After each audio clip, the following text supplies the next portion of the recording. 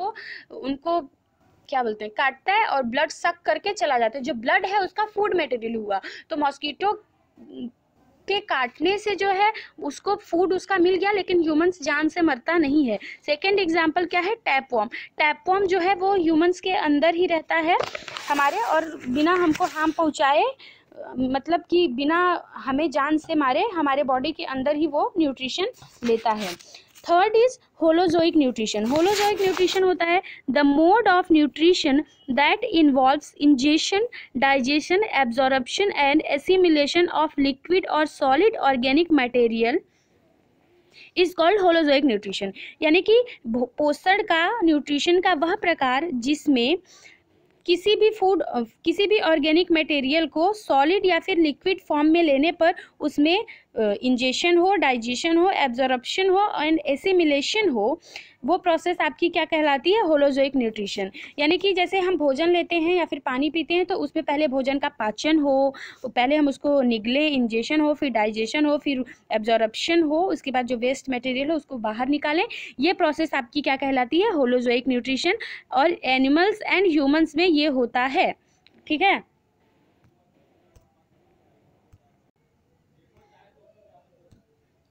आगे हम डिस्कस करेंगे न्यूट्रिशन इन ह्यूमंस, मतलब ह्यूमंस में पोषण कैसे होता है, ह्यूमंस में न्यूट्रिशन कैसे होता है। तो चलिए देखते हैं। Firstly mouth. माउथ का फंक्शन क्या होता है, इनटेक। यानी कि माउथ का मेन फंक्शन क्या है, हम जो फूड लेते हैं, फूड को हम मुंह में लेने का काम जो किसका होता है, वो माउथ का होता है। माउथ के बाद क्या आता है, हमारे मुख के अंदर ही टीथ होता है। टीथ का फंक्शन क्या होता है, ब्रेक द फूड। जो बड़े बड़े कंपाउंड में फूड होते हैं, बड़े बड़े फूड होते हैं, उनको स्मॉल पार्टिकल्स में ब्रेक डाउन करता है टीथ, ये टीथ का काम होता है। Third is tongue. टंग क्या करता है, tasting and rolling the food. Tongue taste करता है फूड कैसा है एंड उनको रोल करता है, इधर उधर भोजन को करता है च्यू करने में, ठीक है। तो ये काम होता है टंग का।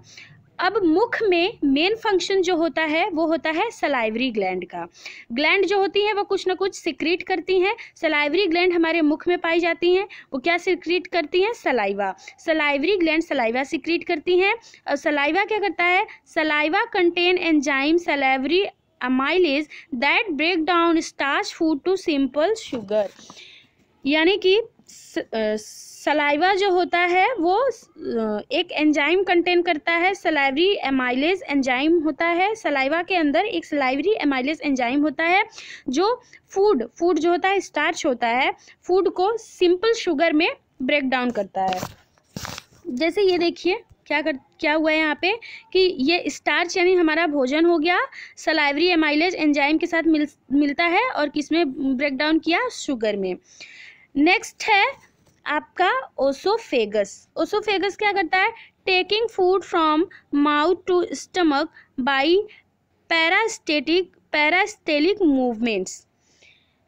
यानी जो भोजन हम मुख में लिए थे उसको स्टमक तक पहुंचाने की प्रोसेस ओसोफेगस कहलाती है, पेरिस्टेलिक मूवमेंट के थ्रू। अब आप सोच रहे होंगे पेरिस्टेलिक मूवमेंट क्या होता है, तो पेरिस्टेलिक मूवमेंट वो होता है स्टूडेंट, ये आपका मान लीजिए ओसोफेगस हो गया।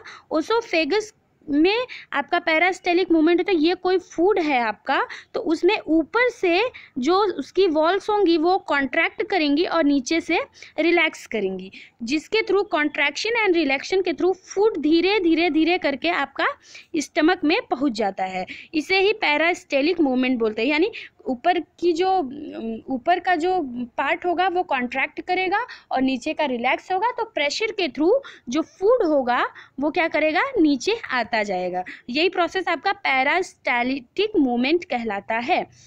आगे हम देखेंगे डाइजेशन इन स्टमक, यानी स्टमक में डाइजेशन कैसे होता है। Stomach is a large organ in expand when food इंटर्स in it. यानी स्टमक एक लार्ज ऑर्गन है, बड़ा पार्ट है, जिसमें भोजन जब उसमें एंटर करता है तो वो क्या करता है, एक्सपेंड करता है, बड़ा होता है। अब स्टमक में होता है आपका गैस्ट्रिक ग्लैंड्स। स्टमक में क्या होती हैं, एक ग्लैंड होती हैं जिसका नाम है गैस्ट्रिक ग्लैंड। हमने आपको बताया ग्लैंड हमेशा कुछ ना कुछ रिलीज करती हैं। वो क्या रिलीज करता है, गैस्ट्रिक ग्लैंड्स रिलीज करती हैं गैस्ट्रिक जूस। गैस्ट्रिक ग्लैंड्स क्या रिलीज करती हैं बच्चों, गैस्ट्रिक जूस। अब गैस्ट्रिक जूस कौन कौन सी होती हैं, गैस्ट्रिक जूस क्या कंटेन करती हैं, गैस्ट्रिक जूस आपका कंटेन करती हैं HCl, hydrochloric acid, pepsin and mucus. यानी कि गैस्ट्रिक ग्लैंड्स रिलीज करती है गैस्ट्रिक जूस को, एंड गैस्ट्रिक जूस में होता है आपका HCl, पेप्सिन एंड म्यूकस। अब हम एक एक करके इसका फंक्शन देखते हैं। फर्स्ट हम देखेंगे HCl। HCl क्या करता है, makes medium acidic, kill the harmful bacteria of food. HCl हमारे फूड को एसिडिक करता है, बेसिक बनाता है। ठीक, हमारा जो स्टमक होता है वो एसिडिक होता है, तो इसलिए जो फूड होता है उसको वो एसिडिक बनाता है। उसके बाद kill the harmful bacteria of food, और फूड में जो भी हार्मफुल बैक्टीरिया हैं उनको किल करता है।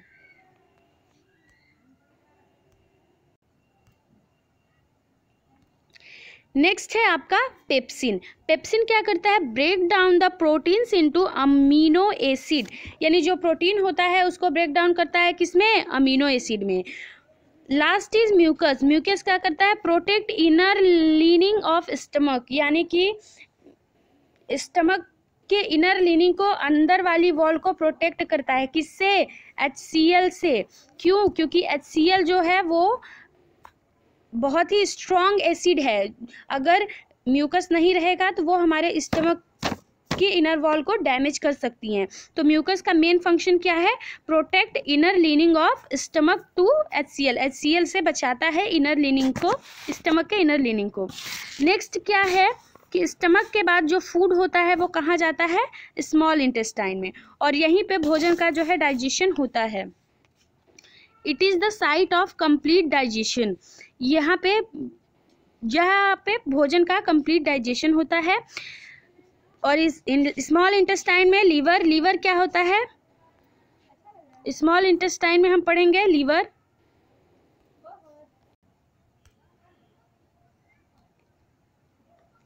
स्मॉल इंटेस्टाइन में होता है लीवर। लीवर का क्या काम है, it produce bile juice and bile salt.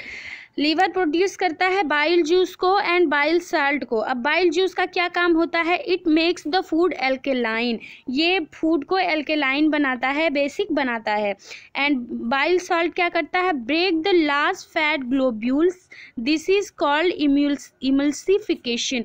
यानी फैट के ये बड़े बड़े जो ग्लोब्यूल्स होते हैं उनको छोटे छोटे ग्लोब्यूल्स में जो होता है बाइल साल्ट क्या करता है, ब्रेक डाउन करता है, और यही प्रोसेस आपकी इमल्सिफिकेशन कहलाती है।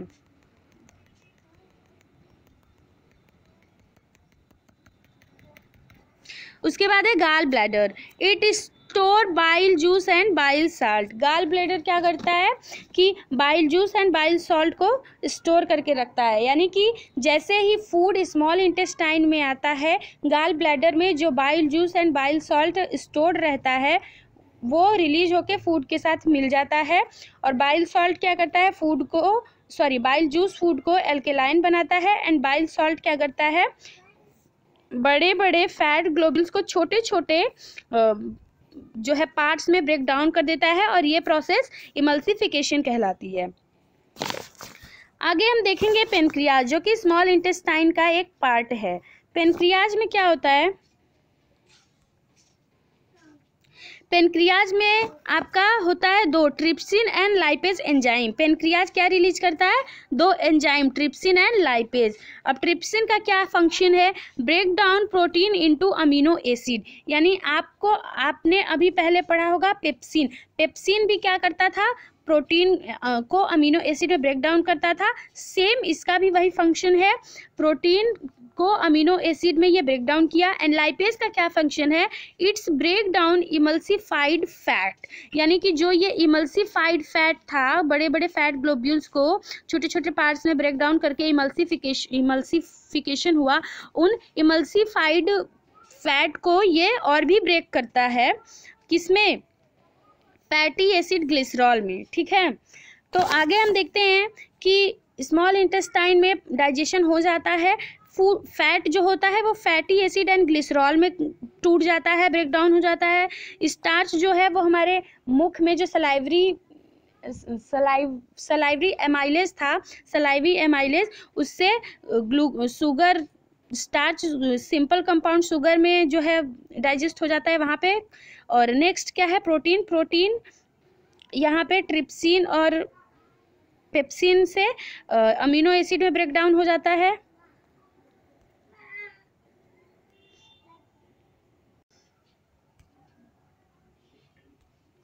उसके बाद क्या होता है, स्मॉल इंटेस्टाइन में एक और फंक्शन होती है डाइजेशन को कंप्लीट करने के लिए। स्मॉल इंटेस्टाइन में एक विली होती है। विली क्या होती है, finger like projections inside small intestine, these increase the surface area of absorption. Villi are supplied the food to blood vessels.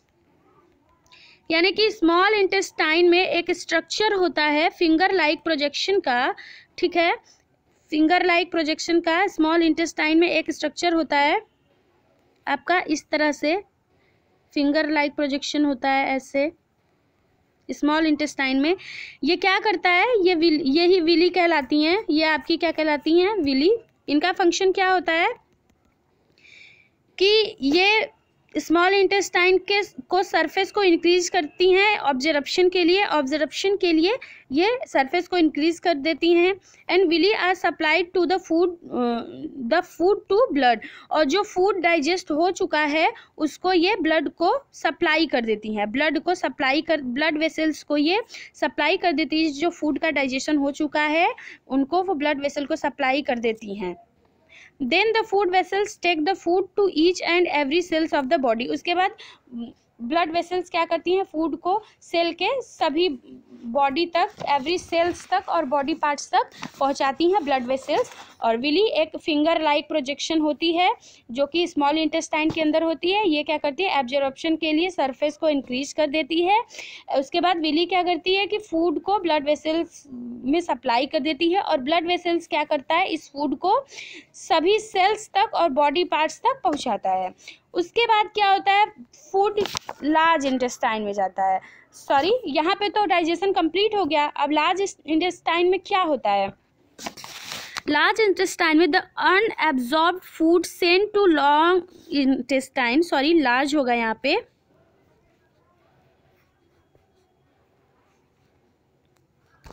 Large होगा, ठीक है।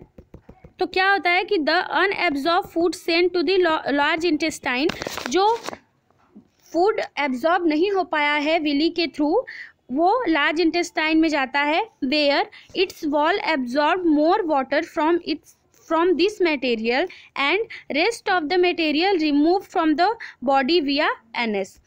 उसके बाद यहाँ पे क्या होता है कि लार्ज इंटेस्टाइन की जो वॉल्स होती हैं उनसे जो वाटर होता है, एक्स्ट्रा वाटर, उनको एब्जॉर्ब कर लिया जाता है।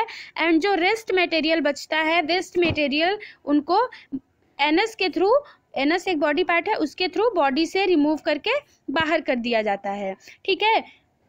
और यही प्रोसेस आपकी क्या कहलाती है, nutrition in humans. So it is the nutrition in human. चलिए अब आपके बुक में डायग्राम है उसके थ्रू समझते हैं।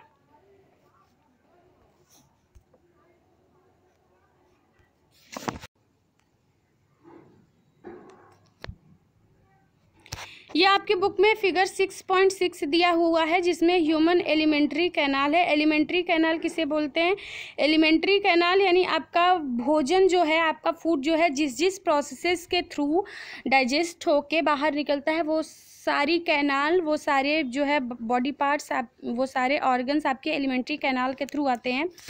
तो पहले क्या है कि माउथ है आपका, माउथ में क्या होता है, फूड आपने इंजेस्ट किया यहाँ पे, और उसमें बकल कैविटी होती है एंड टंग होता है, टीथ होता है। माउथ के अंदर दो पार्ट्स हमने आपको बताया था, टीथ एंड टंग, जिसमें माउथ भोजन को इंटेक करता है एंड बकल कैविटी, टीथ भोजन को छोटे छोटे पार्ट्स में ब्रेक डाउन करती है। टंग का काम टेस्ट लेना होता है एंड जो है रिमूव करना फूड को, रोलिंग करना फूड को, और उसके बाद माउथ में आपको हमने बताया था सलाइवरी ग्लैंड होती हैं जो रिलीज करती हैं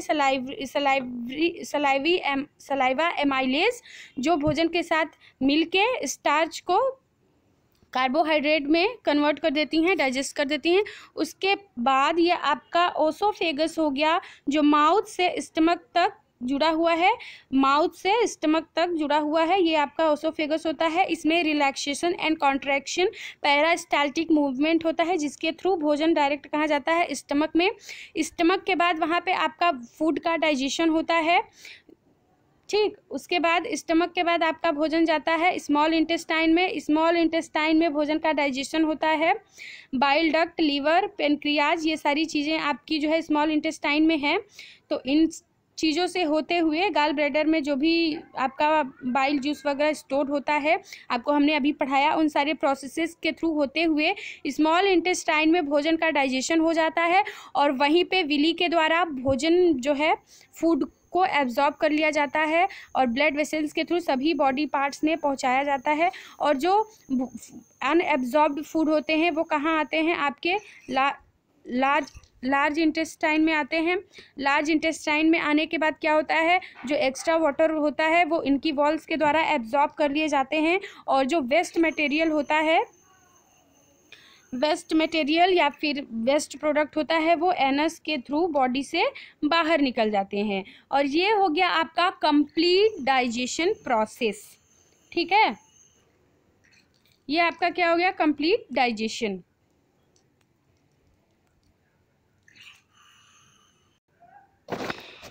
तो किसी भी ऑर्गेनिज्म को अलाइव रहने के लिए टोटल 4 लाइफ प्रोसेस करने होते हैं, जिसमें जो है जिसमें हमने आपको बताया था कि